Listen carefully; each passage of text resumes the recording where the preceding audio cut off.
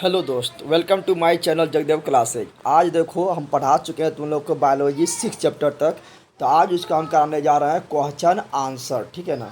उससे पहले तुम लोग को बता देते हैं कि कल पढ़ाएंगे तुम लोग को फिजिक्स का चैप्टर नंबर 5, जिसका नाम है चुंबक, ठीक है ना, विद्युत चुंबक। उसको पढ़ाएंगे। कमेंट कर रहा है एक लड़का बहुत, तो पढ़ाएंगे वो वाला चुंबक। उसके बाद पढ़ाएंगे तुम लोग को पॉलिटिकल साइंस, यानी पॉलिटिकल साइंस नहीं, इकोनॉमिक्स यानी अर्थशास्त्र पढ़ाएंगे, चैप्टर नंबर 3। चलो स्टार्ट करते हैं। तो हम पढ़ेंगे आज बायोलॉजी का चैप्टर 6 का क्वेश्चन आंसर देखेंगे, ठीक है ना। तो बता देना चाहते हैं तुम लोग को कि एक तो मेरा नया चैनल है Jagdev blog, JAGDEV, Jagdev blog, VLOG blog, ठीक है। इसको तुम लोग यूट्यूब पर सर्च मारो और इसको सब्सक्राइब कर लो। ये मेरा कॉमेडी वाला चैनल है, इसमें हम खुद कॉमेडी करते हैं, थोड़ा मस्ती करते हैं, तो वो वीडियो डालते हैं, तो आप लोग सब्सक्राइब कर सकते हैं। और जो जनरल तैयारी कर रहे हैं, जनरल कंपटीशन का तैयारी कर रहे हैं, ठीक है ना, अपना भाई, आपका भाई हो या बहन हो या आपके अगल बगल में जो बड़े दोस्त हो जो जनरल कंपटीशन का तैयारी कर रहा है, उसके लिए एक मेरा क्लास चलता है जीके जीएस मस्ती। जीके जीएस मस्ती चैनल का नाम है, ठीक है ना, जीके जीएस मस्ती, MASTI मस्ती। तो इसको भी तुम लोग यूट्यूब में सर्च मार कर इसको भी सब्सक्राइब तुम लोग कर लो, ठीक है ना। और अपना अगल बगल में जो जनरल कंपटीशन का तैयारी कर रहा है उसको भी बोल लो, काफ़ी अच्छी तरह से पढ़ाई इस पर भी हो रहा है, ठीक है। पर डे एक वीडियो मिलेगा इस पर। चलो अब करते हैं स्टार्ट चैप्टर नंबर 6, जिसको भी मेरा सभी वीडियो नहीं मिलता है, चाहे वो मॉडल सेट का सोल्यूशन हो या क्वेश्चन बैंक का सोल्यूशन हो या आपका VBI ऑब्जेक्टिव हो या कोई भी सब्जेक्ट हो, संस्कृत का मॉडल सेट हो या हिंदी का मॉडल सेट हो या साइंस हो या मैथ हो, तो मेरा फोटो जो आ रहा है उस पर क्लिक करो। मेरा फोटो पर क्लिक करने के बाद बहुत सारा ऑप्शन आएगा, तो आप लोग को प्ले लिस्ट के ऑप्शन में जाना है, A to Z वीडियो मिल जाएगा, ठीक है ना। और मेरा जो ट्रिक वाला वीडियो डाल रहा है वो भी आप लोग देखो, काफ़ी फायदा करेगा। चलो स्टार्ट करते हैं क्वेश्चन आंसर। ये रहा पहला क्वेश्चन आपको इस सामने, बिल्कुल 1 रुपया का। आप लोग सही जवाब दीजिएगा तो 1 रुपया मेरे पास पहुंचा दीजिएगा। पहला क्वेश्चन है कि सही उत्तर को बताना है। तो बोल रहा है क्या, इनमें से कौन अलैंगिक जनन की विधि, अलैंगिक यानी जिसमें लिंग की आवश्यकता ना हो, उसके अलैंगिक जनन बोलते हैं। तो अलैंगिक जनन किस में होता है, तो विखंडन में होता है, यानी एक जीव का शरीर टूट कर दो नया जीव बन जाता है, उसको बोलते हैं विखंडन। तो विखंडन में दो भी बन सकता है या 2 से अधिक भी बन सकता है। जब 2 बनेगा तो बोलेंगे द्विविखंडन, और 2 से अधिक बनेगा तो बोलेंगे बहुविखंडन। मुकुलन भी अलैंगिक जनन है। मुकुलन में हाइड्रा और ईस्ट में जो जनन होता है वो मुकुलन के द्वारा होता है। और बीजाणु जनन में भी है, ये भी है क्या, तो ये भी अलैंगिक जनन, यानी इनमें से सभी क्या अलैंगिक जनन। और लैंगिक जनन क्या होता है, लैंगिक जनन में नर भाग और मादा भाग यानी लिंग की आवश्यकता पड़ता है, ठीक है। अगला क्वेश्चन है क्वेश्चन नंबर कितना 2। क्वेश्चन नंबर 2 है, ये रहा आपके सामने, पूरा 7 करोड़ का। आप लोग जीतिएगा तो 7 करोड़ मेरा अकाउंट में डाल दीजिएगा। किस प्रकार के जनन में जनक के शरीर से कलिका निकलती है, कलिका निकलता है बताना है।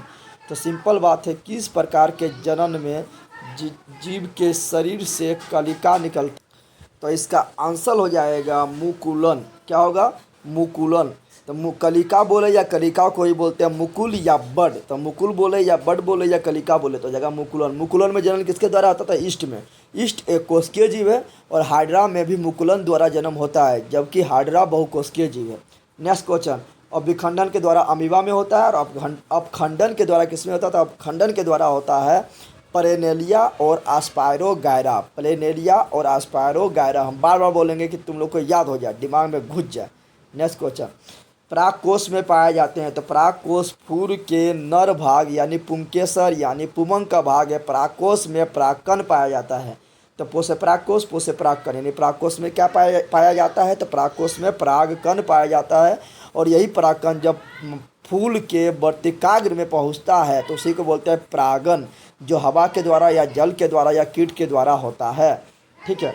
नेक्स्ट क्वेश्चन है क्वेश्चन नंबर 4, स्त्री केसर के आधारीय भाग। आधारीय यानी स्त्री केसर होता है ना, तो स्त्री केसर में जो लंबा सा होता है, जब फूला में आप लोग अड़हुल का फूल देखेंगे तो उसमें जो लंबा सा जो होता है तो उसका आधारीय भाग यानी फूल के नीचे वाला भाग जहाँ हरा सा होता है तो उसको क्या कहते हैं, तो उसको कहते हैं हम अंडाशय।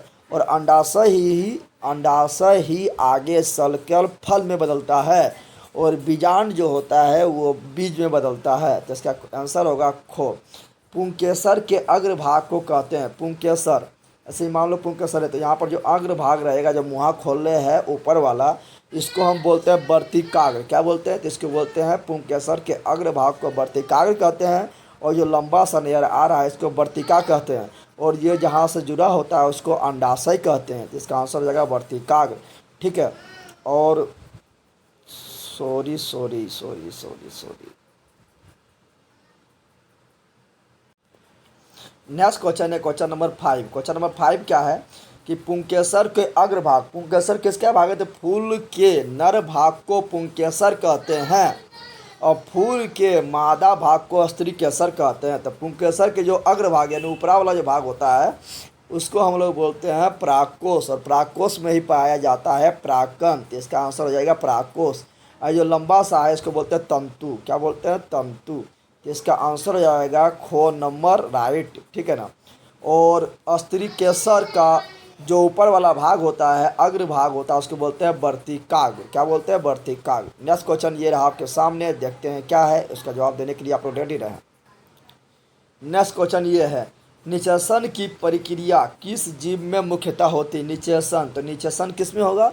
तो जो लैंगिक जनन होता है, यानी जिसमें लिंग के द्वारा जनन होता है, जिसमें नर भाग और मादा भाग का जरूरत पड़ता है, उसमें लैंगिक जनन यानी निषेचन होता है। तो यहाँ पुष्पी पादप यानी जिसमें पुष्प बनता है उसमें भी नर भाग और मादा भाग होता है। पुष्प के नर भाग को पुंकेसर बोलते हैं यानी पुमंग बोलते हैं, और पुष्प के स्त्री भाग को स्त्रीकेसर यानी जायांग बोलते हैं। तो पुष्प और जंतु दोनों में स्त्री और पुरुष का जरूरत पड़ता है, इसलिए इसका आंसर हो गया गो नंबर सही। ठीक है। नेक्स्ट क्वेश्चन है क्वेश्चन नंबर 7। क्वेश्चन नंबर 7 ये रहा आपके सामने, जवाब दीजिए और जीतिए पूरा 1.5 रुपया। निषेचन के फलस्वरूप अंडाशय की दीवार बनाती है। देखो निषेचन के फलस्वरूप जो है अंडाशय का दीवार है, अंडाशय का जो दीवार होता है वो बनाता है क्या? तो बता दो, अंडाशय का जो दीवार होता है ना वो बनाता है, तो इसका आंसर हो जाएगा फल। अभी हम तुरंत बताए थे कि अंडाशय फल में बदलता है, तो इसका आंसर होगा फल। और बीजांड जो होता है बीज में बदलता है। ठीक है। तो इसका आंसर होगा फल। बीजांड की दीवार मोटी होकर बनाती है। बीजांड का दीवार बोल रहा है, हम बीजांड बोलेगा कौन सी बनाती है? तो बोलना है बीज। लेकिन बीजांड की देवला क्या बनाता है? तो बीज के ऊपर जो आवरण होता है, बीज के ऊपर जो परत होता है उसको बनाता है, यानी बीजावरण को बनाता है। यानी गो नंबर सही हो जाएगा। नेक्स्ट क्वेश्चन ये रहा आपके सामने, दीजिए जवाब और जीतिए 0 रुपया। नेक्स्ट क्वेश्चन क्या है? तो नेक्स्ट क्वेश्चन है, निम्नलिखित में कौन सा भाग केवल पुरुष जननांग में पाया जाता है? तो पहले आप लोग को पुरुष जननांग का हम पिक्चर दिखा देना चाहते हैं। ऐसे आप ये चैप्टर पढ़ा दिए, काफ़ी अच्छा से इमेज दिखाकर काफ़ी एकदम क्लियर से पढ़ा है। आप लोग जाके देख सकते हैं, फोटो पर क्लिक करें, प्ले लिस्ट के ऑप्शन में जाएँ, A to Z वीडियो मिल जाएगा। चलो इसका फोटो पहले दिखा देते हैं। देखो पूछेगा पुरुष जननांग भाग कौन कौन है? तो देखो पुरुष जननांग भाग कौन है? तो पुरुष जननांग भाग ये दिखाई जो दे रहा है, जो सिर्फ ये जो दिखाई दे रहा है आप लोग को, थोड़ा और नीचे करते हैं इसको। हाँ अब देखो ये जो दिखाई दे रहा है 2 ठो, जिसको हम हाइड्रोसिल बोलते हैं, लेकिन इसको बोलते हैं वृषण। यही जो है पुरुष का जनन का सबसे मेन भाग यही है, वृषण। इसी में बनता है शुक्राणु। क्या बनता है? तो वृषण किसका भाग हो गया? पुरुष जनन का भाग हो गया। और वृषण के ऊपर जो ये तुमको चमड़ी दिखाई दे रहा है, ऊपर ये जो दिखाई दे रहा है, यहाँ पर एक ठो ऊपर दिखाई दे रहा है, इसको बोलते हैं अधिवृषण। क्या बोलते हैं? अधिवृषण बोलते हैं। ठीक है। और ये जो दिखाई दे रहा है ये क्या है? मूत्र जहाँ जमा होता है उसको बोलते हैं मूत्राशय। और ये जो दिखाई दे रहा है ये जो क्या करता है? तो इससे मूत्र बाहर निकलता है और इसी से शुक्राणु बाहर निकलता है और मादा के शरीर में पहुंचता है, तो इसको बोलते हैं सीसन। क्या बोलते हैं? इसको बोलते हैं सीसन, या इसी को बोलते हैं क्या? इसका दूसरा नाम है पेनिस। और ये जो दिखाई दे रहा है ये क्या है? शुक्राशय है। शुक्राशय भी पुरुष जनन के भाग है। और ये जो दिखाई दे रहा है ये क्या है? शुक्रवाहिका है। शुक्रवाहिका भी पुरुष जनन का भाग है। और इसमें पाया जाता है ग्रंथि पाया जाता है। यहाँ पर देखो मूत्रमार्ग के दोनों तरफ आधार में लटका हुआ है ग्रंथि है, जिसको पुरस्थ ग्रंथि कहते हैं। तो ये सब पुरुष जनन का भाग है। तो पुरुष जनन का भाग कौन हो गया? वृषण, सीसन। और सीसन के जो मुँहा होता है इसको बोलते हैं क्या? प्रीप्यूस। यानी मुँहा को प्रीप्यूस नहीं बोलते हैं, मुँहा को बोलते हैं ग्रांस। ठीक है ना। ये है मेरा सीसन। क्या है? यानी जिससे पेशाब बाहर निकलता है वो है सीसन। और सीसन का ये चौड़ा सा जो मुँह है इसको बोलते हैं ग्लांस। और ग्लांस के ऊपर एक हल्का सा चमड़ी होता है, ढीला सा चमड़ी होता है, उसको बोलते हैं प्रीपियूस। ठीक है। तो सीसन हो गया, वृषण हो गया, प्रीप्यूस हो गया, ग्लांस हो गया, शुक्रवाहिका हो गया, मूत्रमार्ग हो गया, स्खलन नलिका हो गया, शुक्राशय हो गया, पुरस्थ ग्रंथि हो गया, मूत्राशय हो गया। ये सब क्या है? तो सब पुरुष जनन का भाग है। मादा जनन का भाग यहीं दिखा देते हैं आप लोग को कि आगे दिखाना हमको नहीं पड़े बार बार। देखो ये है मादा जनन भाग। तो पूछता है कि निम्नलिखित में कौन मादा जनन का भाग है, तो कैसे बताना है? देखो यहाँ पर जो दिखाई दे रहा है, थोड़ा और ऊपर करते हैं इसको। हाँ, यहाँ जो दिखाई दे रहा है यह है बाल्ब। क्या है? यह है बाल्ब, ठीक है ना। जहाँ से इंटर करता है कौन? तो सीसन, ठीक है, यानी पेनिस। तो ये बाल्ब है। और यहाँ पर एक होता है बाल्ब के जस्ट यहाँ पर एक चमड़ी होता है, ठीक है, जो प्रथम संभोग के टाइम ये क्या होता है, ये टूट जाता है या चोट लगने से भी टूट जाता है तो ब्लड निकलता है, इसको बोलते हैं हाइमन। उसी प्रकार यहाँ योनि, तो योनि में ही क्या होता है, जो सीसन से जो शुक्राणु आया है वो यहीं पर निकलता है, ठीक है। और ये है गर्भाशय। और यहाँ पर देखो मादा शरीर में 2 ठो अंडाशय होता है, यही अंडाशय से अंडाणु निकलता है। पूछेगा अंडाणु कहाँ से निकलता है, तो अंडाशय से निकलता है। और यही अंडाणु कहाँ पहुँचता है, तो ये फ्लैपियन ट्यूब, ये जो ट्यूब दिखाई दे रहा है, एक ट्यूब इधर है और एक ट्यूब इधर है, तो इसको बोलते हैं फ्लैपियन ट्यूब। ये हो गया फ्लोपियन ट्यूब। तो फ्लोपियन ट्यूब में अंडाशय से अंडाणु निकलता है और इधर से जो शुक्राणु आता है पुरुष के द्वारा, वो शुक्राणु यहीं पर जाके अंडाणु से मिलता है, अंडाणु को निषेचित कर देता है। तो तुम लोग को क्वेश्चन आएगा कि बताओ कि अंडाणु निषेचित कहाँ होता है, तो फ्लोपियन नालिका में, या इसी को बोलते हैं अंडवाहिनी नालिका। तो फ्लोपियन नालिका यानी फ्लोपियन ट्यूब में अंडाणु का निषेचन होता है। अब बोलेगा जब अंडाणु निषेचन हो गया तो उसका विकास, यानी जब वो बन गया भ्रूण यानी जैगोट बन गया, युग्मनज बन गया, तो उसका विकास कहाँ होगा, तो उसका विकास होता है ये गर्भाशय में। कहाँ पर होता है? गर्भाशय में होता है। तो पूछेगा बताओ बल्बा या हाइमेन या योनि या गर्भाशय या अंडाशय या अंडवाहिनी यानी फ्लोपियन ट्यूब यानी फ्लोपियन नालिका, अंडवाहिनी का शीर्ष, ये सब किसका भाग है? तो सब मादा जनन का भाग है। आपको दिक्कत नहीं होगा? दिक्कत नहीं होना चाहिए। आगे बढ़ते हैं। चलो क्वेश्चन नंबर आपका क्या था? क्वेश्चन नंबर आपका था 9। निम्नलिखित में कौन सा भाग केवल पुरुष में पाया जाता है, बताना आता है। बताए थे कि फ्लोपियन नालिका महिला में यानी मादा में, ये सब जो है। तो अभी हम बताते हैं शुक्राशय शुक्रवाहिका, ये कहाँ था? पुरुष में था, ये बताए थे ना। तो इसका आंसर हो जाएगा गो नंबर। और ये सभी मादा का भाग है, ठीक है। यहाँ थोड़ा अल्टर आंसर दे दिया है यहाँ पर ये दोनों, तो उससे दिक्कत नहीं लेना आप लोग को। शुक्रवाहिका यानी शुक्राशय याद है, ये पुरुष का भाग अभी तो बताए थे पिक्चर से। नर युग्मक यानी शुक्राणु, मादा युग्मक यानी अंडाणु के संयोजन से क्या बनता है? तो दोनों जब मिलता है तो बनता है युग्मनज। युग्मनज को इंग्लिश में बोलते हैं जायगोट यानी भ्रूण बनता है। इसका नंबर हो जाएगा को सही। और दोनों मिलता है कहाँ पर है? तो फ्लोपियन ट्यूब में मिलता है। इसका विकास कहाँ होता है? तो विकास होता है गर्भाशय में। नेक्स्ट क्वेश्चन देखते हैं, ये आपके सामने दीजिए जवाब और जीतिए 1 लाख और मेरे अकाउंट में भेज दीजिए। Question number 11। स्त्रियों के मासिक चक्र में एक परिपक्व अंडाणु किस दिन अंडाशय से बाहर निकलता है? मासिक चक्र को ही बोलते हैं रजोधर्म या इसी को बोलते हैं MC, ठीक है ना। तो ये जब लड़की 12 वर्ष पार कर जाता है तो वो आ जाता है जवानी अवस्था में, यानी इसी को बोलते हैं प्यूबर्टी अवस्था। तो उसमें अंडाशय से अंडाणु निकलना शुरू हो जाता है, यानी ये 28 दिन में निकलता है। 14 दिन निकलता है, फिर 14 दिन इंतजार करता है, तो 28 दिन कितना होगा? 14 दिन होगा। कितना दिन होगा? 14 दिन। 14 दिन तक बाहर, 14वां दिन बाहर निकल जाता है, फिर नष्ट होने में इसको 14 दिन लगता है या इंतजार करता है, ठीक है। तो 14 दिन इसका आंसर होगा। Next question. लेकिन MC जो होता है मासिक चक्र जो होता है 28 दिन का होता है। नेक्स्ट क्वेश्चन है क्वेश्चन नंबर निम्नलिखित में कौन लैंगिक जनन संचारित रोग है? तो देखो यहाँ पर हम जो बता रहे हैं काफ़ी इंपॉर्टेंट है। लैंगिक जनन यानी लिंग के द्वारा होने वाले यानी सेक्सुअल रोग होने वाला कौन कौन है? 3 तरह का होता है। एक होता है जीवाणु, क्या होता है? जीवाणु से होने वाला रोग। एक होता है विषाणु से होने वाला रोग, ठीक है ना। एक होता है प्रोटोजोआ। तो मेन है यहाँ जीवाणु और विषाणु। जीवाणु से जो होने वाला जो जनन रोग है, लैंगिक जनन संचारित रोग है, वो क्या है? तो याद रखना सिफिलिस और गनोरिया। सिफिलिस और गनोरिया जीवाणु द्वारा होने वाला रोग है। विषाणु के द्वारा होने वाला जनन संचारित रोग है वो है वायरस एड्स और हर्पीस। एड्स का फुल फॉर्म होता है S से एक्वायर्ड, I से इम्यूनो, D से डिफिशियंसी और S से सिंडोर, ठीक है। और एड्स होता है HIV वायरस के कारण, ठीक है। और प्रोटोजोआ के द्वारा होने वाला जो लैंगिक जनन रोग है वो है ट्राइकोनोसियम, ट्राइकोनोसियम। ठीक है, तो यहाँ पूछ रहा है क्या, यहाँ पूछ रहा है कि निम्नलिखित में कौन लैंगिक जनन है। तो लैंगिक जनन रोग नहीं है, तो गनोरिया और सिफिलिस ये किसके द्वारा हो गया, तो ये हो गया जीवाणु के द्वारा, एड्स हो गया विषाणु के द्वारा होने वाला लैंगिक जनन रोग। लेकिन टाइफाइड जो है ये होता है ग्रंथि टाइफाइड, टाइफाइड जो होता है जल दूषित के कारण होता है। ठीक है, तो इसका घ नंबर सही हो जाएगा, ये जनन संचारित रोग नहीं है। नेक्स्ट क्वेश्चन देखते हैं। अब तुम लोग किताब के पीछे चला जाओ, किताब के पीछे चैप्टर 6 में जाना, वहाँ पर ऑब्जेक्टिव मिलेगा, तो ऑब्जेक्टिव देखो, क्योंकि ऑब्जेक्टिव काफ़ी इंपॉर्टेंट है, 50% ऑब्जेक्टिव पूछता है। तो ये रहा आपके सामने क्वेश्चन, जवाब दीजिए और जीतिए। क्या जीतिए, कुछ नहीं, चलिए यहाँ ध्यान दो। निम्नलिखित विशेषताओं में कौन अलैंगिक जनन, अलैंगिक जनन यानी वैसा जनन जिसमें लिंग की आवश्यकता नहीं पड़ता है, बल्कि जीव का शरीर टूटकर या फूटकर या मुकुल के द्वारा नया जीव बनाता है, उसको बोलते हैं अलैंगिक जनन। तो यहाँ देखो, तो यहाँ बोल रहा है क्या, निम्नलिखित में कौन अलैंगिक जनन के लिए सही नहीं है। तो सिर्फ एक बेष्टि का होना, एक बेष्टि अलैंगिक जनन में तो एक बेष्टि रहता है, नहीं एक एक जीव रहता है, वही टूट जाता है, फूट जाता है, तो नया जीव बनता है। तो ये सही है, बोल रहा है कौन सही ना है।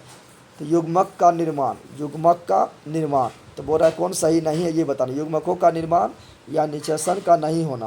तो देखो सिंपल बात है, अलैंगिक जनन में निषेचन कहाँ से होगा, निषेचन के लिए नर भाग और मादा दोनों जरूरत पड़ता है, जबकि अलैंगिक जनन में सिर्फ जीव का शरीर टूट फूट कर बन जाता है, तो यहाँ निषेचन का नहीं होना, ये भी सही है। और युग्मक, तो युग्मक कब बनता है, जब मादा और नर यानी मादा युग्मक और नर युग्मक यानी मादा युग्मक और नर युग्मक मिलता है तब बनता है युग्मक। तो यहाँ पर थोड़े दो, यहाँ पर अलैंगिक जनन में तो जीव का मादा और नर तो होता ना है, यहाँ पर युग्मक का निर्माण नहीं होगा, तो यहाँ पर युग्मक का निर्माण, तो ये गलत दिया हुआ है, ये नहीं होगा। और क्या होगा, तो ज़्यादा संख्या में शीघ्रता से संतान की उत्पत्ति, सही बात है। यहाँ पर इसमें उत्पन्न होने में कोई टाइम थोड़ा लगता है, यहाँ पर अलैंगिक जनन हो रहा है, जीव टूटते जाएगा, फूटते जाएगा, बनते जाएगा, नहीं हर सेकंड नया नया जीव बनते जाता है। जैसे फोटोकॉपी मशीन में पेज को ढुकाते हैं, टू कॉपी निकलते जाता है, उसी प्रकार यहाँ बनता है, तो इसका खो नंबर नहीं होगा। ठीक है, नेक्स्ट है अलैंगिक जनन में किस प्रकार का कोशिका का विभाजन होता है। तो अलैंगिक जनन में जो विभाजन होता है कोशिका का होता है समसूत्री यानी समान संख्या में विभाजन, और ओ समसूत्री दोनों होता है, जिसका घ नंबर सही हो जाएगा। नेक्स्ट है ईस्ट में समानता लैंगिक जनन होता है। तो हम बहुत बार बता चुके हैं कि ईस्ट में जो लैंगिक जनन होता है, ईस्ट एक कोशिकीय जीव है, और ईस्ट में जो लैंगिक जनन होता है वो होता है मुकुलन के द्वारा, और हाइड्रा में भी मुकुलन के द्वारा अलैंगिक जनन होता है, लेकिन हाइड्रा बहुकोशिकीय जीव है। तो आप पूछेगा ईस्ट और हाइड्रा में जनन किसके द्वारा होता है, तो बोलना मुकुलन के द्वारा होता है। हम इसलिए बार बार बोल रहे हैं कि आप लोग को याद हो, ठीक है ना। अगला क्वेश्चन है बहुकोशिकीय जीवों में होने वाला मुकुलन का उदाहरण है। तो ये बताए थे ईस्ट और हाइड्रा में मुकुलन के द्वारा होता है, तो ईस्ट जहाँ एक कोशिकीय जीव है वहीं पर हाइड्रा बहुकोशिकीय जीव है। तो इसका आंसर हो जाएगा, यहाँ पर पूछ रहा है कि बहुकोशिकीय, तो बहुकोशिकीय के लिए होगा हाइड्रा, यानी घो सही। अगर एक कोशिकीय पूछता तो ईस्ट सही होता मुकुलन के द्वारा, ठीक है ना। नेक्स्ट क्वेश्चन है बीजाणु जनन अलैंगिक जनन की मुख्य विधि है। तो बीजाणु जनन में क्या होता है, जैसे मान लो बम रहता है, उसको पटकने पर छितरा नहीं जाता, उसी प्रकार यहाँ बीजाणु टूटने पर बहुत सारा भाग में बट जाता है। तो बोला बीजाणु जनन में अलैंगिक जनन की मुख्य विधि क्या है। तो बीजाणु जनन द्वारा जो होता है वो होता है कवक में। तो कवक में जो अलैंगिक जनन होता है वो होता है बीजाणु के द्वारा, कवक में हो गया, फंजाई में हो गया, इस सब में होता है बीजाणु जनन के द्वारा। नेक्स्ट क्वेश्चन है केलस का निर्माण होता है, केलस का निर्माण कहाँ होता है ये बताना है। तो केलस का जो निर्माण होता है वो किस में होता है, तो केलस का निर्माण होता है किस में, लैंगिक जनन में होता है कि बीजाणु जनन में होता है कि मुकुलन में होता है कि उत्तक संवर्धन में। तो इसका आंसर हो जाएगा उत्तक संवर्धन में केलस जनन के होता है, ठीक है ना। वही पूछेगा मुकुल या बड या कली किस में बनता है, तो मुकुलन में बनता है, ठीक है। उसी प्रकार पूछ लेगा, मान लो तुम लोग को पूछ दिया है क्या स्पोरा किस में बनता है, तो बीजाणु जनन में बनता है। बाह्य दल एवं दलपुंज को कहा जाता है, थोड़ा ऊपर लेते हैं। पूछ रहा है क्या बाह्य दल एवं दलपुंज को कहा जाता है। तो हम जानते हैं पुष्प का 4 भाग होता है, एक होता है बाह्य दलपुंज जो वही जहाँ पर देखते हैं तुम लोग जो कली अवस्था में फूल को हरा सन जो ढक कर रखता है उसको बोलते हैं बाह्य दलपुंज। तो बाह्य दलपुंज हमेशा हरा होता है, दलपुंज क्या होता है, ये रंग बिरंग होता है, जो फूल का जो रंग होता है इसी कारण होता है दलपुंज के कारण।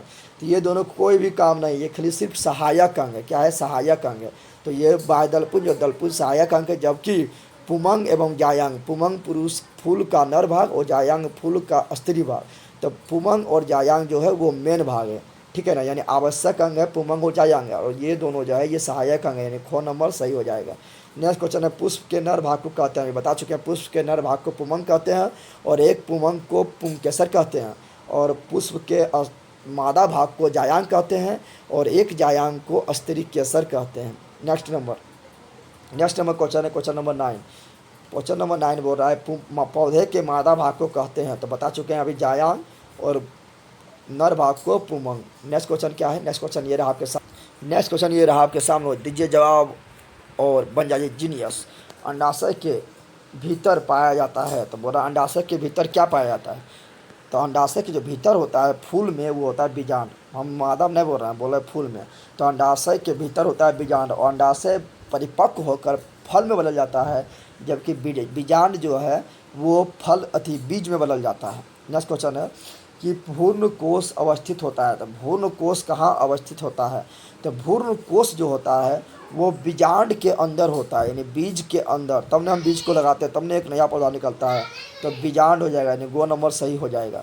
नेक्स्ट नंबर क्वेश्चन ये रहा आपके सामने, क्वेश्चन नंबर 12, परागकोश एवं परागकोश से निकलकर, यानी परागकण जो है कहाँ पाया जाता है? तो परागकोश में पाया जाता है। तो परागकण का परागकोश से निकलकर पुष्प के वर्तिकाग्र है फूल के मादा वाला भाग जो था जायांग था, उसी का ऊपरा वाला भाग है, ठीक है ना। तो वर्तिकाग्र तक पहुँचने की क्रिया को हम कहते हैं परागन। क्या कहलाता है? परागन। तो पूछेगा परागन किसे कहते हैं? तो बोलना परागकण का परागकोश से निकलकर पुष्प के वर्तिकाग्र तक पहुँचने के क्रिया को परागकण कहते हैं। परागकण दो प्रकार का होता है, एक होता है स्वपरागन, एक होता है परपरागन।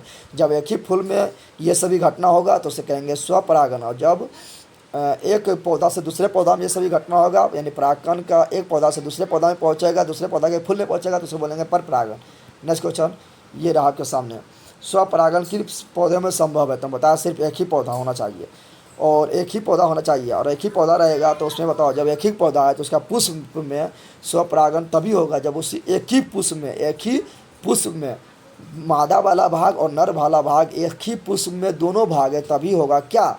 तो तभी होगा स्वपरागन, यानी उभयलिंगी होगा, यानी दोनों लिंग मादा और नर एक ही पौधा में रहेगा तो होगा क्या? स्वपरागन, ठीक है ना। और परपरागन के लिए चाहिए कि पौधा क्या हो, एक लिंगी है तब भी चलेगा, उभयलिंगी है तब भी चलेगा, ठीक है ना, लेकिन पर स्वपरागन के लिए उभयलिंगी होना आवश्यक है। नेक्स्ट क्वेश्चन, निषेचन के बाद युग्मनज विभाजित होकर बनाता है, तो हम जानते हैं कि निषेचन के बाद जो युग्मनज है वो विभाजित होकर क्या बनाता है? तो वो बनाता है भ्रूणकोश। क्या बनाता है? भ्रूणकोश, यानी गो नंबर सही हो जाएगा। नेक्स्ट क्वेश्चन देखते हैं। नेक्स्ट क्वेश्चन है, सॉरी इसका आंसर जो है भ्रूणकोश नहीं होगा, भ्रूण होगा। क्या बनाता है? भ्रूण। और भ्रूण का विकास पूछेगा कहाँ होता है? तो भ्रूण का विकास होता है गर्भाशय में, ठीक है ना। नेक्स्ट क्वेश्चन क्या रहा? नेक्स्ट क्वेश्चन है, इनमें से कौन शुक्राणुओं का संग्रह स्थान जहाँ शुक्राणु परिपक्व एवं सक्रिय होता है? तो शुक्राणु का जो संग्रह स्थान है वो है अधिवृषण। क्या है? अधिवृषण। वृषण में शुक्राणु बनता है और संग्रह स्थान जो हुआ है अधिवृषण, ठीक है। नेक्स्ट क्वेश्चन है, मनुष्य में शुक्राणुओं तथा अंडाणुओं का निषेचन होता है, तो बता चुके हैं कि मनुष्य में शुक्राणु अंडाणु कहाँ से निकलता है? तो मादा के अंडाशय से निकलता है, और शुक्राणु कहाँ से निकलता है? तो वृषण यानी नर के वृषण से निकलता है। तो ये दोनों जो कहाँ मिलता है? तो बता चुके हैं, पिक्चर दिखा के फ्लोपियन ट्यूब में मिलता है। तो यहाँ पर फ्लोपियन ट्यूब में जब मिलता है तो वहीं पर होता है निषेचन, यानी फ्लोपियन नालिका में निषेचन होता है। लेकिन जब वो दोनों मिलेगा तो बनाता है भ्रूण, और भ्रूण का विकास कहाँ होगा? तो गर्भाशय में। तो निषेचन कहाँ होता है? तो फ्लोपियन नालिका में। काफ़ी इंपॉर्टेंट क्वेश्चन, यहाँ आने का एकदम 100% चांस है। नेक्स्ट नंबर क्वेश्चन है, क्वेश्चन नंबर 17 नंबर क्वेश्चन है कि भ्रूण का विकास होता है, तो बता चुके हैं भ्रूण का विकास कहाँ होता है? गर्भाशय में होता है। लेकिन निषेचन कहाँ होता है? निषेचन होता है फ्लोपियन ट्यूब में। किस स्थिति में कार्बस ल्यूटियम सक्रिय रहकर हार्मोन प्रोजेस्टेरोन एवं लिलक्सिन बनाता है? तो देखो प्रोजेस्टेरोन और लिलक्सिन हार्मोन कौन बनाता है? तो कार्पस ल्यूटियम बनाता है। अच्छा, प्रोजेस्टेरोन और लिलक्सिन हार्मोन किसमें बनता है? नर में बनता है कि मादा में बनता है? तो ये बनता है मादा में, ठीक है ना, यानी ये मादा हार्मोन है, ठीक है। और ये कब बनता है? तो जब अंडाणु के निषेचन हो जाता है तब बनता है, क्योंकि अंडाणु का निषेचन हो गया तो अब जब अंडाणु निषेचन हुआ तो क्या बन गया? भ्रूण बन गया। अब भ्रूण के विकास के लिए क्या चाहिए? तो भ्रूण विकास होने के लिए जाएगा गर्भाशय में। तो ये दोनों हार्मोन क्या करेगा? गर्भाशय की दीवार को मोटा करेगा, जिससे वो भ्रूण के विकास में सहायता प्रदान करेगा, यानी अंडाणु के निषेचन होने के बाद, यानी को नंबर सही हो जाएगा। निम्नलिखित तो कौन लैंगिक जनन संचालित रोग है? तो बता चुके हैं कि सिफिलिस और गोनोरिया ये दोनों होता है जीवाणु के द्वारा, और एड्स और हर्बिस होता है विषाणु के द्वारा, और ये सभी है क्या? तो लैंगिक जनन संचालित रोग है, तो हो जाएगा सभी, यानी घ नंबर सही हो जाएगा। नेक्स्ट नंबर क्वेश्चन है, क्वेश्चन की जनसंख्या नियोजन के लिए पुरुषों के द्वारा अपनाए जाने वाला सरल विधि क्या है? सरल विधि बताना है, सिंपल विधि। तो हम जानते हैं कि जनसंख्या नियंत्रण के लिए यहाँ बोल रहा है पुरुष बोल रहा है, क्या बोल रहा है पुरुष, तो होता है कॉन्डोम, क्या होता है तो पुरुष लगाता है क्या, कॉन्डोम लगाता है, यानी इसका घ नंबर सही हो जाएगा। और महिला जो लगाता है वो डायफ्राम लगाता है या कॉपर टिक करता है, यह सब यांत्रिक विधि है, यांत्रिक विधि के द्वारा यानी अंदर क्या लगा कर नियंत्रण करे, तो ये हो गया महिला का ये तीनों, ठीक है, और ये हो गया पुरुष का। नेक्स्ट क्वेश्चन है जनसंख्या नियंत्रण के लिए स्त्रियों द्वारा अपनाई गई सर्जिकल विधि, सर्जिकल मतलब समझ रहे ऑपरेशन में, तो ऑपरेशन विधि क्या है, तो जनसंख्या नियंत्रण के लिए बोल रहा स्त्री के द्वारा, तो स्त्री के द्वारा जनसंख्या नियंत्रण का जो विधि है उसे बोलते हैं स्त्री नसबंदी, क्या बोलते हैं स्त्री नसबंदी। या पुरुष के लिए जनसंख्या नियंत्रण का जो सर्जिकल विधि है उसको बोलते हैं पुरुष नसबंदी, पुरुष नसबंदी। स्त्री नसबंदी को इंग्लिश में बोलते हैं ट्यूबेकोटोमी, क्या बोलते हैं ट्यूबेकोटोमी, और पुरुष नसबंदी को इंग्लिश में बोलते हैं वेस्कोटोमी, क्या बोलते हैं वेस्कोटोमी, ठीक है। नेक्स्ट क्वेश्चन है क्वेश्चन नंबर 22, क्वेश्चन नंबर 22 क्या है, जनसंख्या नियंत्रण के लिए स्त्रियों द्वारा अपनाए जाने वाले एक सरल यांत्रिक विधि, सरल यांत्रिक बोल रहा है, यांत्रिक यानी अंदर क्या लगाकर नियंत्रण करेगा, यहाँ सर्जिकल ऑपरेशन वाला नहीं बोल रहा, ऑपरेशन बोलता तो जाता क्या ट्यूबेकोटोमी, ठीक है, तो यहाँ पर हो जाएगा कॉपर टी विधि, क्या होगा कॉपर टी, हम बता चुके हैं कि स्त्री के लिए कॉपर टी और डायफ्राम, तो यहाँ पर हो जाएगा कॉपर टी विधि जो एक सरल यांत्रिक विधि है। नेक्स्ट नंबर क्वेश्चन है लैंगिक जनन संचारित रोग हर्पिस है, तो हम बता चुके हैं कि लैंगिक जनन संचारित रोग जीवाणु के द्वारा भी होता है, जीवाणु के द्वारा जो होता है उसको बोलते हैं क्या सिफिलिस और गनोरिया, और जो विषाणु के द्वारा होता है उसको बोलते हैं एड्स यानी हर्पिस, ठीक है। तो हर्पिस जो है ये किसके द्वारा होने वाला रोग है, तो ये हो जाएगा वायरस के द्वारा, और प्रोटोजोआ के द्वारा जो होने वाला रोग है उसको बोलते हैं ट्राइनिकोमा, ठीक है ना।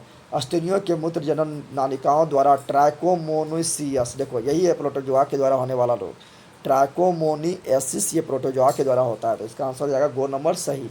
नेक्स्ट नंबर क्वेश्चन है इनमें से कौन स्त्रियों के बोल रहा है क्या, इनमें से कौन स्त्रियों के बाह्य ज्ञानेंद्रियाँ है, बताना है बाह्य ज्ञानेंद्रियाँ क्या है, तो बाह्य ज्ञानेंद्रियाँ जो है वो होता है बलवा या भाग।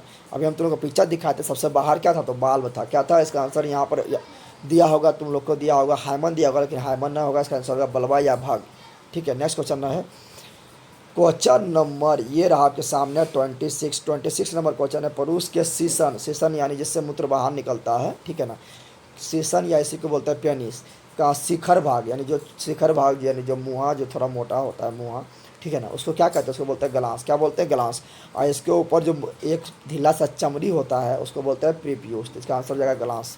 नेक्स्ट नंबर क्वेश्चन है नर युग्मक कहलाता है, तो नर युग्मक को हम क्या कहते हैं शुक्राणु कहते हैं, और मादा युग्मक को अंडाणु कहते हैं। जब शुक्राणु अंडाणु कहाँ मिलता है, फ्लोपियन ट्यूब में मिलता है, तो अंडा का निषेचन होता है, और अंडा जब निषेचन होता है तो बनता है भ्रूण, वो भ्रूण कहाँ विकास होता है तो गर्भाशय में होता है। नेक्स्ट नंबर क्वेश्चन है नीचे दिए गए चित्र में चिन्हित स्थान मनुष्य के लिए नर जनन को कौन सा भाग है, तो देखो देखते हैं चित्र क्या है, देखो ये वाला चित्र यहाँ दिया हुआ है, बोल रहा है ये चित्र दिया है ना, ये पूरा चित्र दिया हुआ है, लेकिन जो चिन्हित स्थान है वो कौन चिन्ह दिखा रहा था, इसको दिखा रहा था, ये क्या है, तो हम जानते हैं ये वृषण है, जो नर जनन का सबसे महत्वपूर्ण भाग है, यही महत्वपूर्ण भाग है। खस्सी उसी देखता है ना, ये इसी को क्या करता है दबा देता है, तो क्या होता है बन जाता है पाठा से बन जाता है खस्सी, तो सबसे मेन भाग यही है वृषण, ठीक है। इसका आंसर हो जाएगा यहाँ पर, इसका आंसर हो जाएगा क्या, इसका आंसर हो जाएगा वृषण, क्या होगा, तो इसका आंसर हो जाएगा 29 के खो वृषण। अब बढ़ते हैं आगे क्वेश्चन, किताब में पहुंच जाओ चैप्टर नंबर 6 के अति खाली स्थान को भरो, वहाँ पहुँचो, ठीक है। अब है रिक्त स्थान को भरो, रिक्त स्थान के भरो और जीतो करोड़ों रुपया और मेरे पास भेज देना है। क्या है जनन द्वारा जीव अपनी जाति को क्या करता है, सिंपल बात है, जिस जनन के द्वारा जीव अपनी जाति को परिरक्षण करता है यानी उसको बचा कर रखता है, तो इसका आंसर जगह परिरक्षण करता है। जो मान लो को जीव जनन करना बंद कर ले तो धीरे धीरे उसका प्रजाति नष्ट हो जाएगा, तो जनन के द्वारा जीव अपने जातियों का परिरक्षण करता है। अलैंगिक जनन से उत्पन्न होने वाला संतान के समान होता है, तो जनक के समान होता नहीं, जिस अलैंगिक जनन हो रहा है यानी इसमें लिंग का आवश्यकता नहीं है, तो इसमें क्या होगा एक कोशिका टूटेगा और नया कोशिका बन जाएगा, तो ये यहाँ पर जो होने वाले संतान है वो अपना जनक के समान होगा, ठीक है ना, इसका आंसर हो जाएगा जनक। जनक किसे कहेंगे, तो जिससे वो उत्पन्न हुआ उसे जनक कहेंगे, ठीक है। मलेरिया परजीवी में समानता होता है, तो मलेरिया परजीवी जो होता है प्लाज्मोडियम मलेरिया परजीवी होता है, उसमें जो जनन होता है वो अलैंगिक जनन के द्वारा होता है। अलैंगिक जनन में कौन सा जनन होता है, तो अलैंगिक जनन में होता है बहु विखंडन, यानी बहु मतलब समझना कि बहु का विखंडन हो गया, मतलब बहुत सारा भाग में बट जाना, तो इसका हो जाएगा बहुविखंडन। नेक्स्ट है बीजाणु का निर्माण होता है, तो बीजाणु का निर्माण होता है बीजाणुधानी में। किसमें होता है? बीजाणुधानी में होता है। नेक्स्ट नंबर क्वेश्चन है क्वेश्चन नंबर 5। क्वेश्चन नंबर 5 है ये आपके सामने, लैंगिक जनन में और का संलग्न होता है। लैंगिक जनन जहाँ लिंग का आवश्यकता पड़ता है, नर भाग और मादा भाग का जरूरत पड़ता है, तो नर भाग में हो जाता है क्या? तो नर भाग में होता है नर युग्मक और मादा भाग में होता है मादा युग्मक। तो यहाँ पर लिखना है कि लैंगिक जनन में नर युग्मक और मादा युग्मक का संलग्न होता है। नर युग्मक को बोलते हैं शुक्राणु, मादा युग्मक को बोलते हैं अंडाणु। तो शुक्राणु अंडाणु भी लिख सकते हैं, या नर युग्मक या मादा युग्मक लिखो, सही है।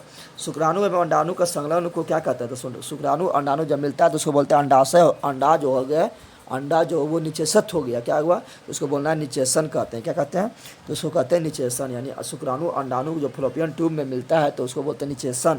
यहाँ निचेषण भरना है। नेक्स्ट नंबर क्वेश्चन है, पुष्प के विभिन्न पुष्पीय भाग के ऊपर चक्र में व्यवस्थित रहते हैं।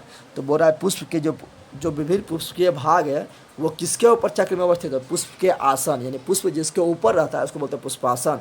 तो पुष्प के आसन के ऊपर लिखना है। क्या लिखना है? पुष्प के आसन के रूप में। नेक्स्ट नंबर क्वेश्चन है, परागकणों का परागकोश से, परागकण जो फूल को छूने पर जो हाथ में लग जाता है दाना दाना, उसको बोलते हैं परागकण। कहाँ पाया जाता है? परागकण पाया जाता है परागकोश में। तो परागकण का परागकोश से वर्तिकाग्र तक पहुँचने को कहते हैं परागन। क्या कहलाता है?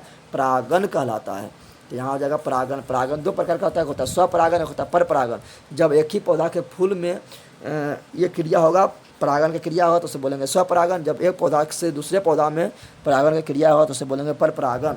नेक्स्ट क्वेश्चन है क्वेश्चन नंबर 9। पुरुष में पुरस्थ ग्रंथियों की नालिकाएं मूत्राशय से आने वाले नली के साथ जुड़कर का निर्माण करती है। तो क्या निर्माण करती है? तो मूत्र मार्ग का निर्माण करती है। यानी पुरस्थ ग्रंथि हो गया, मूत्राशय हो से आने वाला जो नली हो गया, ये सभी सब एक साथ मिलकर मूत्र मार्ग का निर्माण करता है। यानी 9 नंबर का हो जाएगा मूत्र मार्ग। क्वेश्चन नंबर 10 ये रहा आपके सामने, किशोरा अवस्था में द्वितीय लैंगिक रचनों का विकास। द्वितीय लैंगिक रचना, प्रथम लैंगिक रचना क्या है? तो मेरा वो वृषण जो बोले थे, जो अंडा सा था वृषण वो है, ठीक है ना। लेकिन द्वितीय लैंगिक विकास क्या है? दाढ़ी मोछ निकल जाना। तो ये किसके कारण होता है? ये होता है हार्मोन के कारण। तो यहाँ लिखना है हार्मोन। मनुष्य में की गुहा में भ्रूण का विकास होता है। तो मनुष्य में कहाँ पर भ्रूण का विकास होता है? तो बता चुके हैं गर्भाशय में। तो हो जाएगा गर्भाशय में। और अंडा का निषेचन कहाँ होता है? तो फ्लोपियन ट्यूब में। तो यहाँ हो जाएगा गर्भाशय। नेक्स्ट नंबर क्वेश्चन है अति लघुतरीय प्रश्न। अति लघुतरीय प्रश्न ये रहा आपके सामने। अति लघुतरीय प्रश्न क्या बोल रहा है? बोल रहा है क्या कि जनन किसे कहते हैं? तो हम जानते हैं कि जनन किसे कहते हैं। सिंपल बात है, जनन किसे कहेंगे? बताओ, तुम लोग को पढ़ाए थे कि वह पराक्रम जिसके द्वारा जीव अपने जैसे संतानों का उत्पत्ति करता है। यानी वह क्रिया जिसके द्वारा जीव अपने जैसा संतान का उत्पन्न करता है उसे हम जनन कहते हैं। ये लिख देना है। जनन कितने प्रकार का होता है? तो जनन 2 प्रकार का होता है। एक होता है अलैंगिक, यानी जिसमें लिंग की आवश्यकता नहीं पड़ता है, एक अलैंगिक और दूसरा लैंगिक। तो लैंगिक में नर और मादा का जरूरत पड़ता है, तो एक लिखना है अलैंगिक, एक लिखना है लैंगिक। नेक्स्ट क्वेश्चन है कि अलैंगिक जनन के 2 मुख्य विधियों के नाम लिखे। तो अलैंगिक जनन के बहुत सारा विधि है। एक है विखंडन विधि, और विखंडन 2 प्रकार का होता है। एक होता है द्विविखंडन, एक होता है बहुविखंडन। तो लिखना है एक विखंडन विधि लिख देना है, एक मुकुलन विधि लिख देना है, और एक लिख देना है क्या बोलता है उसको, बीजाणु क्या था रे, भूलियो गए, बता तो ना। हाँ, बीजाणु जनन क्या बोलते हैं? बीजाणु जनन होता है, वो लिख दो। और एक लिख दो कायिक जनन। क्या लिख दो? कायिक जनन। तो 2 ही पूछ रहा है, 2 ही लिखना है। नेक्स्ट क्वेश्चन, 2 पादपों के नाम लिखे जिनमें कायिक प्रबंधन होता है। तो कायिक प्रबंधन यानी पादप से कायिक प्रबंधन किसमें होता है? तो होता है गुलाब के फूल में। गुलाब के फूल तुम तोड़ के लगा सकता हो। तो गुलाब के फूल, आलू देखता है, आलू को छोड़ देने पर उससे क्या निकलता है? धीरे धीरे उससे मुकुल निकलने लगता है और उसको लगा देने पर लग जाता था। आलू लिख दो, प्याज लिख दो, गुलाब के फूल लिख दो। तो 2 ही पूछ रहा है, तो 2 ही लिखो। किसी एक पौधे का नाम लिखिए जिसमें पत्तियों द्वारा कायिक प्रबंधन होता है। बोल रहा है कि एक पौधा के नाम बताओ जिससे क्या हो, जो उसका पत्तियाँ को अगर छोड़ देंगे ऐसे और उसको पानी उनी मिल जाएगा तो उससे क्या होगा? उससे नया पौधा बन जाएगा। तो उस पौधे का नाम बताओ जिससे क्या होता है? तो जिससे पत्तियों के द्वारा जनन होता है। तो बताओ कौन होगा? तो ब्रायोफिलम। यानी ब्रायोफिलम नामक जो पत्ती है उसको छोड़ दीजिएगा आप लोग, तो उससे क्या होगा? धीरे धीरे फिर नया पौधा बन जाएगा। तो इस ब्रायोफिलम लिखना है। क्या लिखना है? ब्रायोफिलम। नेक्स्ट क्वेश्चन है क्या? Question number 6। क्वेश्चन नंबर 6 है कि कायिक प्रबंधन में वांछित गुणों का परीक्षण क्यों होता है? क्वेश्चन नंबर 6 है कि कायिक प्रवर्धन में, ये तो हो गया ना, हाँ 5 नंबर हो गया। 6ठा नंबर क्वेश्चन है, तो लिखना है कि कायिक प्रवर्धन में वांछित गुणों का परिरक्षण क्यों होता है, क्योंकि इसमें जो जनन हो रहा है ये अलैंगिक विधि के द्वारा हो रहा है, अलैंगिक विधि के द्वारा हो रहा है। डीएनए प्रतिकृति का जनन में क्या महत्व है, तो डीएनए जो प्रतिकृति है इसका जनन में क्या महत्व है ये बताना है कि डीएनए प्रतिकृति का जनन में क्या महत्व है। तो इससे क्या होता है, डीएनए प्रतिकृति बनने के दौरान कुछ विभिन्नता उत्पन्न होती है, यानी कुछ जो है माता पिता का गुण तो आएगा करेगा लेकिन कुछ अपना नया गुण के लेकर आएगा। तो लिखना है डीएनए की प्रकृति के बनने के दौरान कुछ विभिन्नता उत्पन्न होती है, ठीक है, यही लिख देना है। और देखते हैं अगला क्वेश्चन, समझ आ गया ये समझ आया तुम लोग को 7 नंबर क्वेश्चन। 7 नंबर क्वेश्चन में लिखना है डीएनए के प्रकृति का जनन में क्या महत्व है। तो लिखना है डीएनए का प्रकृति का जनन में महत्व है, यह महत्व है कि हर एक डीएनए जो होता है वो प्रतिकृति में अपने में नई विभिन्नता के साथ साथ नया कुछ अलग क्वालिटी लेकर आएगा। नई विभिन्नता के साथ साथ जो है पहले के पीढ़ी यानी तुम्हारे दादा है पिताजी है उसका भी कुछ गुण लेकर आएगा, यानी पहले की पीढ़ी की विभिन्नता को भी संग्रहित करती है। यही लिखना है, हर एक लिखना है क्या कि हर एक डीएनए प्रतिकृति अपने में नई विभिन्नता के साथ साथ पहले की पीढ़ियों की विभिन्नता को भी संग्रहित करती है, बस इतना लिखना है। जीवों में होने वाला विभिन्नता का क्या लाभ है, तो जीवों में होने वाला विभिन्नता का से क्या लाभ होता है, तो जीवों में होने वाला विभिन्नता से हमें ये लाभ होता है कि इसके द्वारा होता है क्या, तो इसके द्वारा प्रत्येक जीव में एक विशिष्ट गुण का विकास होता है। क्या होता है, विशिष्ट गुण का विकास होता है। तो ये हो गया जीवों में होने वाले विभिन्नता का क्या लाभ है, तो इससे क्या लाभ होता है, तो इससे जो होता है इससे उच्च गुण वाले यानी एक विशेष क्वालिटी वाला उच्च गुण वाले वंशजों की उत्पत्ति होती है। कैसे समझो तुम लोग, क्योंकि जब हम लोग मानव का जन्म हुआ तब बंदर था, हनुमान था, जंगल में रहता था, गुरक का चलता था, पूछ था, लेकिन धीरे धीरे धीरे धीरे विकास होते गए, यानी धीरे धीरे उच्च गुण वाला जीव का विकास हुआ और हम लोग बन गए, ठीक है ना। अभी हम लोग क्या है अगर स्टैंडर्ड फॉर्म में है, ठीक है। तो लिखना है कि इससे उच्च गुण वाला जीवों का विकास होता है। नेक्स्ट पुंकेसर के भाग के नाम लिखो, तो बता चुके हैं कि फूल का जो नर भाग होता है उसको पुंकेसर बोलते हैं, और पुंकेसर का जो होता है उसका ऊपर वाला भाग को परागकोश कहते हैं, परागकोश में ही परागकण पाया जाता है, और जो लंबा सा भाग है इसको तंतु बोलते हैं। तो लिखना है पुंकेसर का 2 भाग होता है, एक होता है परागकोश, एक होता है तंतु, ये दोनों लिख देना है। अंडाशय के अंदर क्या पाया जाता है, तो बता चुके कि अंडाशय के अंदर पाया जाता है बीजांड, और अंडाशय ही बदल जाता है क्या, तो अंडाशय ही बदल जाता है फल में और बीजांड बदलता है बीज में। तो लिखना है अंडाशय के अंदर बीजांड पाया जाता है। लेकिन अगर आप पूछेगा कि मादा में अंडाशय के अंदर क्या पाया जाता है, तो मादा में अंडाशय के अंदर अंडाणु पाया जाता है, ठीक है। नेक्स्ट क्वेश्चन, कीटों की भूमिका किस प्रकार के परागकण में होती है। तो हम सिंपल बात है कि मान लो यहाँ पर एक फूल है, यहाँ पर फूल लगा हुआ है, एक वृक्ष यहाँ पर, एक वृक्ष यहाँ पर है। अब बताओ, तो एक वृक्ष से दूसरा वृक्ष में अगर परागण करवाना हो तो कौन जाएगा, ये गाछ से बात करने नहीं जाएगा क्या, हम दोनों मिल जाते हैं दोस्ती करते बात करने तो नहीं जाएगा, यहीं रहेगा बेचारा, यहीं रहेगा। तो यहाँ पर कीट भूमिका निभाएगा, कीट यहाँ से उड़ेगा और उसका पैर में जो लग जाएगा परागकण वो इस फूल पर जाके बैठेगा, तो उसका वर्तिकाग्र में इसका परागण पहुँच जाएगा, तो क्या हो जाएगा वहाँ पर निषेचन हो जाएगा, यानी पर परागण में कीट का भूमिका होता है। तो यहाँ लिखना है पर परागण, क्या लिखना है, तो कीटों की भूमिका किस प्रकार के परागण में होता है, तो पर परागण में होता है। क्वेश्चन नंबर 11 हो गया। अब क्वेश्चन नंबर देखते हैं next, question number 12। Question number क्या है, क्वेश्चन नंबर 12 ये रहा आपके सामने। क्वेश्चन नंबर 12 क्या है कि अगर नर या मादा अंगों में से किसी एक का, क्या बोल रहा है, किसी एक का अभाव हो तो ऐसे जीव क्या कहलाते हैं। तो बोल रहा है कि अगर नर या मादा अंगों में किसी एक का अभाव हो, यानी आपके पास नर है तो मादा ना है और मादा है तो नर ना है, तो मनुष्य में तो वही होता है, नर के पास थोड़े मादा वाला भाग होता है, नहीं होता है, और मादा के पास थोड़े नर वाला भाग होता है, नहीं होता है। तो उसको बोलते हैं एक लिंगी, यानी हम लोग के पास एक ही लिंग है, नर वाला या मादा वाला, ठीक है ना, एक लिंगी। लेकिन जब दोनों रहेगा तो उसको बोलेंगे उभय लिंगी, ठीक है। तो हो जाएगा एक लिंगी हो जाएगा, इसका आंसर होगा एक लिंगी। 2 ऐसे जंतु के नाम लिखे जिसमें अलैंगिक प्रजनन होता है, यानी ऐसा जंतु के नाम बताना है जिसमें अलैंगिक के द्वारा जन्म होता है, ठीक है ना, जिसमें क्या होता है, तो अलैंगिक विधि के द्वारा जन्म होता है। तो नाम बता दो तुम लोग फटाफट। तो एक ठो लिख देना स्पायरोगायरा, एक ठो लिख देना है पेरेनेलिया, क्या लिख देना है, स्पायरोगायरा और पेरेनेलिया, इसमें अपखंडन के द्वारा जन्म होता है। एक ठो ईस्ट भी लिख सकते हैं, ईस्ट लिख देंगे, हाइड्रा लिख देंगे, ईस्ट और हाइड्रा मुकुलन के द्वारा होता है। तो जो लिखना है लिख दे, 2 ही पूछता है, तो ईस्ट, हाइड्रा, पेरेनेलिया, स्पायरोगायरा, बहुत चीज़ है, अमीबा, ठीक है। तो 2 को कोनो लिख दो। नेक्स्ट क्वेश्चन है क्वेश्चन नंबर 14, पुरुष में वृषण पुरुष में वृषण त्वचा की बनी जिस थैली जैसी रचना में होती है उस थैली को क्या कहते हैं? तो उस थैली को कहते हैं वृषण कोष। क्या कहते हैं? उस थैली को बोलते हैं वृषण कोष। तो इसका 14 नंबर का आंसर हो जाएगा वृषण कोष। अगला क्वेश्चन है कि अंडाणुओं का अंडाशय से बाहर निकलने की क्रिया को क्या कहते हैं? तो अंडाणु का अंडाशय से बाहर निकलने की क्रिया को अंडोत्सर्ग कहते हैं। यानी अंडा का बाहर निकलना, अंडा का उत्सर्जित होना अंडोत्सर्ग कहलाता है। अंडोत्सर्ग क्या बोल रहे हैं हम? अंडोत्सर्ग, अंडोत्सर्ग कहलाता है। ठीक है ना। नेक्स्ट नंबर क्वेश्चन, मनुष्य अंडाणुओं का शुक्राणुओं द्वारा निषेचन स्त्री के किस जननांग में होता है? तो हम बताए थे कि अंडाणु और शुक्राणु ये दोनों मिलता है कहाँ पे? फ्लोपियन ट्यूब में, और वहीं पर निषेचन होता है। तो निषेचन कहाँ होता है? तो फ्लोपियन ट्यूब में। लेकिन जब भ्रूण बन जाएगा तो उसका विकास कहाँ होगा? 9 महीना, तो होगा गर्भ में। ठीक है ना, गर्भाशय में। तो इसका हो जाएगा fallopian tube. Next number question है क्वेश्चन नंबर 17। 17 नंबर क्वेश्चन क्या है कि स्त्रियों में यौवना आरंभ यानी जब जवान हो रहा है, ठीक है ना, यानी यौवना आरंभ हो रहा है, यानी उसी को इंग्लिश में बोलते हैं प्यूबर्टी। सामान्यतः किस आयु में आता है?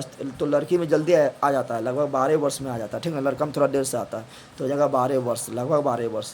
स्त्रियों में लैंगिक चक्र कितने दिनों में पूर्ण होते थे? 28 दिन में। बताए थे ना कि MC यानी मासिक चक्र या उसी को बोलते हैं रजोधर्म, ये 28 दिन का होता है। ठीक है।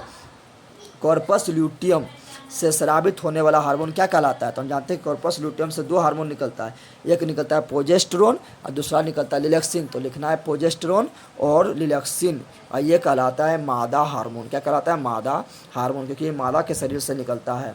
नेक्स्ट क्वेश्चन है क्वेश्चन नंबर 20, किन्हीं 2 यांत्रिक विधियों के नाम लिखें जो जनसंख्या नियंत्रण में सहायक होता है। तो बताते हैं यांत्रिक विधि यानी अंडल डालकर उसका यूज करना है जनसंख्या नियंत्रण में।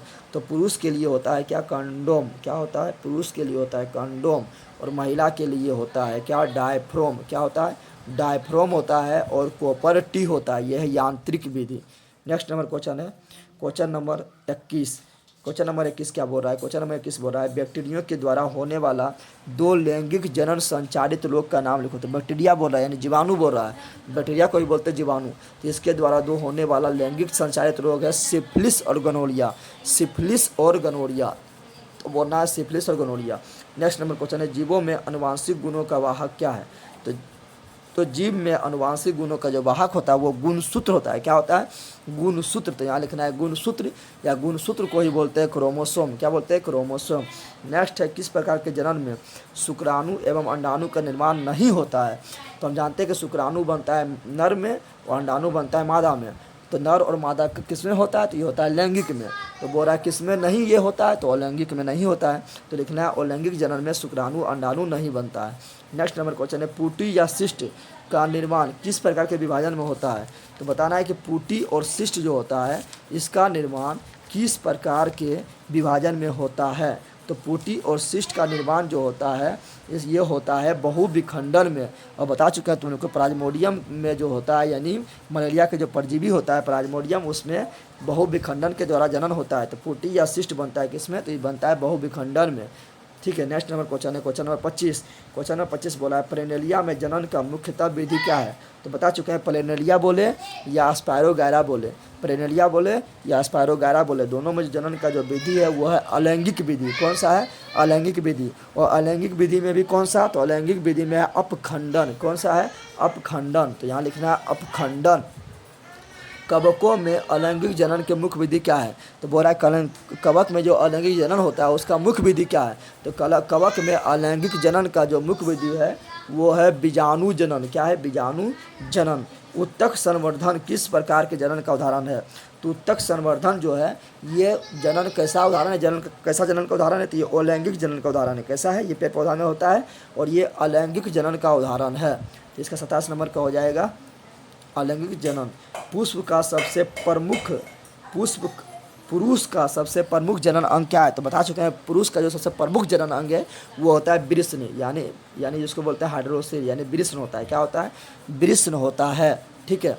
अगला, और मादा का अंडाशय मूत्राशय के आधार पर स्थित एक छोटी लगभग गोलाकार ग्रंथि को क्या कहते हैं? तो उसको बोलते हैं पुरस्थ ग्रंथि। क्या बोलते हैं? पुरस्थ ग्रंथि। तो लिखना है पुरस्थ ग्रंथि। ठीक है। नेक्स्ट नंबर है प्रत्येक स्त्री में कितना अंडाशय पाया जाता है? तो प्रत्येक स्त्री में 2 अंडाशय, एक ये साइड एक ये साइड, और इसी से फ्लोपियन ट्यूब जुड़ा होता है। ठीक है ना। तो 2 गो होता है, कितना होता है, 2 होता है। नेक्स्ट नंबर है गर्भाशय के निचले सक्रिय भाग को क्या कहते हैं, तो गर्भाशय के निचले जो सकरा भाग होता है उसको बोलते हैं गिरवा। क्या बोलते हैं, गिरवा बोलते हैं, गिरवा, ठीक है ना। गिरवा के नीचे होता है योनि, इसका आंसर हो जाएगा गिरवा। नेक्स्ट नंबर है कोल्पस ल्यूटम किस प्रकार की ग्रंथि है, तो कोल्पस ल्यूटम जो है ये पाया जाता है पुरुष में पाया जाता है, सॉरी महिला में पाया जाता है। और इसी से निकलता है क्या, तो इसी से निकलता है प्रोजेस्टेरोन हार्मोन और लिलक्सिन हार्मोन जो महिला मादा जनन हार्मोन है। और ये जो है किस प्रकार की ग्रंथि है, तो ये जो है अंतःस्रावी ग्रंथि है, तो इसका आंसर हो जाएगा अंतःस्रावी ग्रंथि। प्रोजेस्टेरोन हार्मोन कहाँ से स्रावित होता है, तो प्रोजेस्टेरोन हार्मोन जो है कोल्पस ल्यूटम से निकलता है। अभी तुरंत बताए थे कोल्पस ल्यूटम से 2 हार्मोन निकलता है, एक प्रोजेस्टेरोन और एक लिलक्सिन निकलता है। नेक्स्ट नंबर क्वेश्चन है क्वेश्चन नंबर 35। स्तनियों के मूत्रजनन नालिकाओं में एक प्रकार के प्रोटोजोआ से होने वाला संक्रमण को क्या कहते हैं, तो ट्राइकोनोमियासिस क्या कहते हैं, कहते हैं ट्राइकोनोमियासिस। ट्राइकोनोमियासिस ये किसके द्वारा होता है, तो ये होता है प्रोटोजोआ के द्वारा होने वाला रोग है। और जीवाणु के द्वारा होने वाला रोग को कहते हैं सिफिलिस और गोनोरिया, और विषाणु के द्वारा होने वाला रोग को कहते हैं हर्पिस और एड्स। नेक्स्ट नंबर क्वेश्चन है क्वेश्चन नंबर कितना 36। अब क्वेश्चन समाप्त हो गया है। अब है यहाँ पर लघुतरीय प्रश्न, तो वीडियो देख लेते हैं पहले कितना बड़ा हुआ है। वीडियो 40 मिनट यानी लगभग 45 मिनट हो चुका है, 45 मिनट पार कर गया, इसलिए इतने रखते हैं। लघुतरीय प्रश्न में जो इंपॉर्टेंट रहेगा वो बाद में करवा देंगे। तो आप लोग को बताएं वीडियो कैसा लगा अच्छा तो लाइक शेयर सब्सक्राइब जरूर करें। मिलते हैं वीडियो में। जय हिंद, जय भारत, जय बिहार। कैसा लगा जल्दी बताओ, और तुम लोग सब्सक्राइब जरूर करो, तो बहुत पीटेंगे इसी तरह तुम लोग को भी चिक देंगे कॉपी में।